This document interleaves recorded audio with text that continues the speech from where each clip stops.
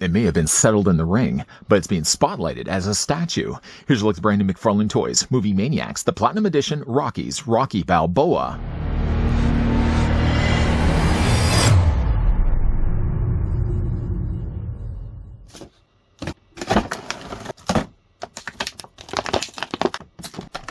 Rocky is a small-time Philadelphia boxer going nowhere until an unbelievable shot to fight the world heavyweight champion lights a fire inside him.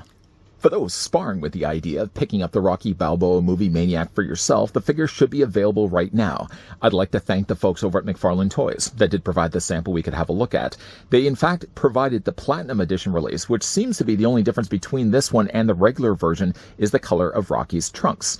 The regular release is going to have white trunks. The Platinum Edition, as you can see right now for yourself, is sporting red trunks. The figures, though, are going to be, I would imagine, the exact same size and height. Both of them are going to stand about 5 3/4 inches or about 14.5 centimeters tall. I'm not really sure who I'd put my money on, but here's what Rocky Balboa looks like with both Red Miller and Pennywise the Clown. Just to kind of give you a variety of really what we're getting from McFarlane Toys and their new Movie Maniacs line. They're not as much always focusing on the horror elements like I brought in for the examples of Red Miller, the craziness of Nicolas Cage, the insanity of Pennywise the Clown. But I think from a size standpoint, yes, Rocky does fit in pretty well with the figures that we've got displayed right now. It does seem, though, that they're tossing around new ideas when it comes to the Movie Maniacs line. Something, though, that they have dismissed with the newer releases is, first of all, the curved background. I'm just bringing in Red Miller's right now. It just happens to be upside down. Let's just flip that around. Red Miller's and really all of the Movie Maniacs not only have had harder packaging to open up, so they've improved it right there, but this curved background that we got with a lot of the Movie Maniacs have now kind of gone to the wayside. They've gotten rid of them altogether. Even like these clear acrylic display stand bases, they've gotten rid of those. And what they've done instead, let me just move this one out of the way. Inside the packaging, you actually get yourself a back as well as the sides and the bottom that serve as somewhat of a serviceable background. That if you want to, like, for example, display your Rocky Balboa, you just basically would just bring this around and just have Rocky displayed in front of it. So it does give you at least somewhat of a display. And then, of course, you got yourself as well the card. The card will go right there as well. Something also that they've done differently, and only speaking really from Rocky. Rocky comes included with verses. What, you know, I imagine you're not going to be using that with every single Movie Maniac release, but at least from what we're going to be getting with Rocky and Apollo, we'll be looking at the upcoming review. They come with these verses stands. There's a little slot in the top, and you get yourself the trading card of Rocky, and that just basically fits in that slot and is displayed that way. Now, I don't know, based on that, whether they're still going to use, and this just happens to be the one for Red Miller, if they're still going to be using these type of placard stands, which again would have the slot in the top, and you would just basically take the card and fit that into that. Let's remove this right now. I'm just going to get rid of this background for right now. We're just going to put it off to the side. The figure does still come included with a little mystery bag. I haven't honestly looked inside the bag. I don't know what's inside there yet, but it's flat, so I would imagine it's not going to be a pair of shoes, I'm sure, nor is it going to be an alternate head portrait. Maybe like a sticker, maybe a map, maybe a big photo. We'll find out. Let's just open up the bag here. I didn't even really need a knife for that. And we're just going to open this up completely. See exactly what the mystery thing is going to be inside. Nothing else in there? No. Okay. So we've got ourselves, all I want to do is go to the distance. That's a Rocky, and it looks to be a sticker. And there's also a Rocky Balboa, the Italian Stallion, which, again, looking at it, just peel the corner of it. Yeah, it looks like they are both stickers. So if you are one that likes to collect stickers, I'm a guy that likes to collect stickers. You got a couple of extra Rocky stickers to put in your sticker books. Let's move those off to the side. We've already looked at the fact that he comes included with, of course, the trading card. The trading card does once again show you what the regular Movie Maniacs Rocky Balboa is going to look like with white trunks, not the red trunks. Rocky Balboa on the side. We've got Rocky down below here. And then on the back, a certificate of authenticity by Todd himself. This is P15 out of the very limited run of 6,400 copies.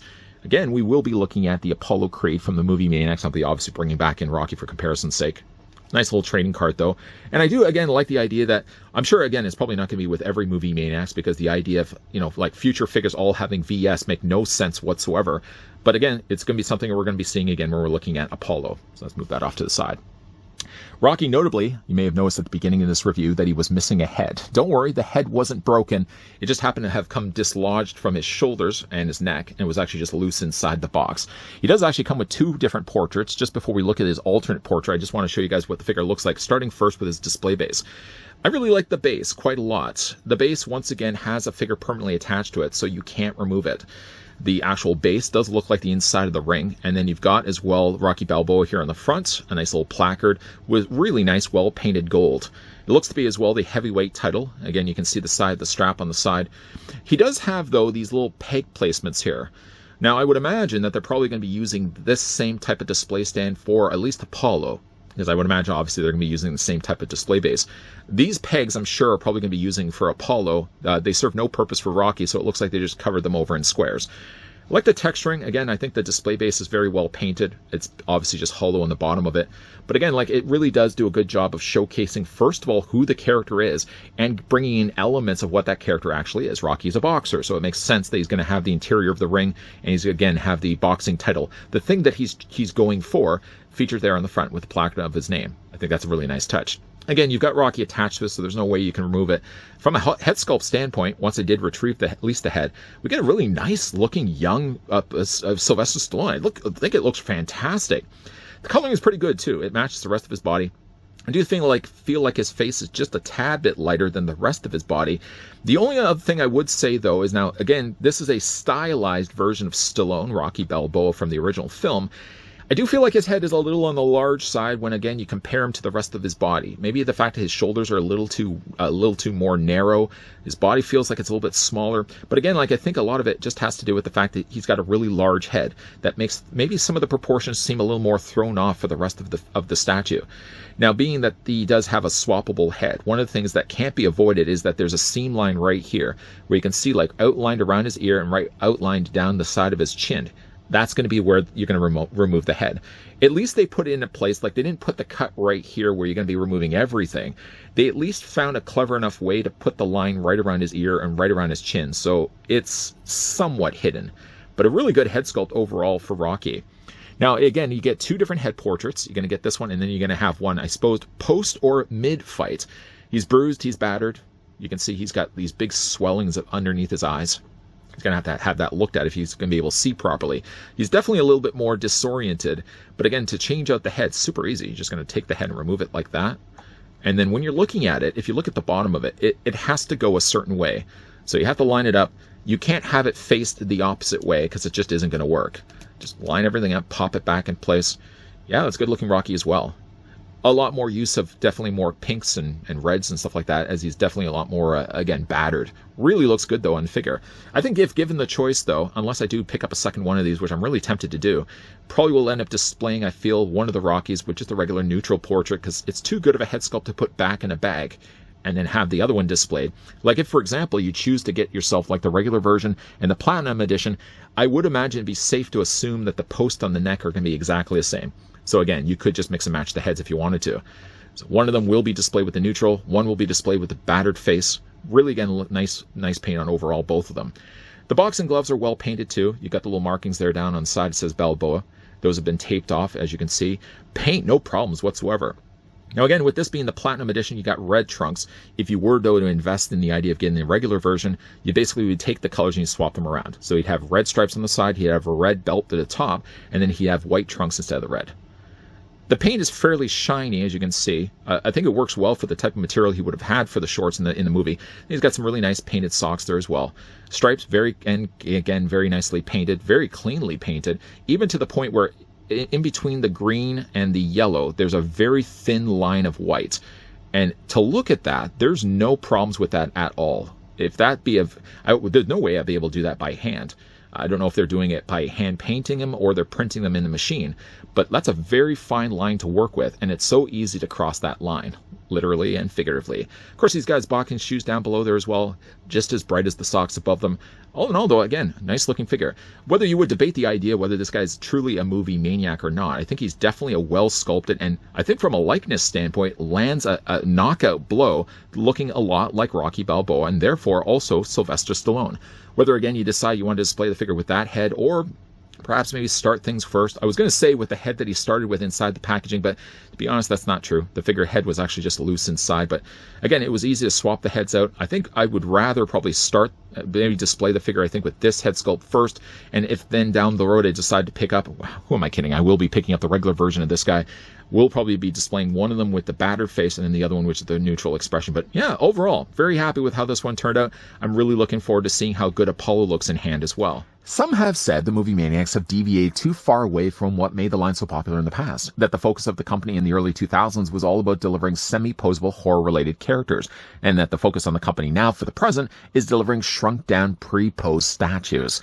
Well, to back that up, though, the last later waves of movie Maniacs, even in the early 2000s, introduced the likes of Snake Plissken, we got ourselves Samuel L. Jackson, Shaft, and even the Terminators.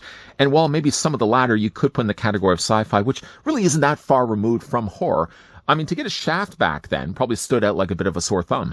But even one thing that's consistent, though, about this line, even in the past, even in the present, is that the sculpting of the talented artists behind the scenes, to today's standards, that Shaft still looks like Samuel L. Jackson. And the stuff we're getting now from movie Maniacs, granted, isn't as much related to horror, but the idea I think in mind is that they've branched off the line to include recognizable names as a whole. Everything that you would see on the silver screen, that you would know those characters right away, and no more of a recognizable name than the Italian stallion Rocky Balboa.